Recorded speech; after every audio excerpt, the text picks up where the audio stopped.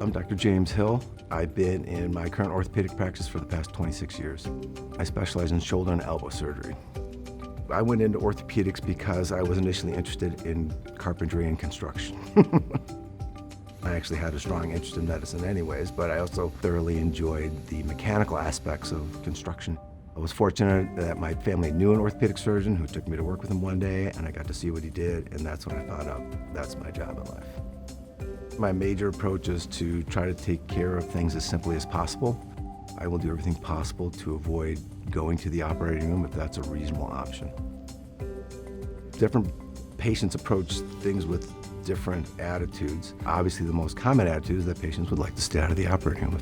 Other patients are more interested in being put back the way the Lord made them, and so they don't want things to stay broken, or they don't want to live with things that are disrupted, and would rather have things fixed rather than attempt a conservative measure.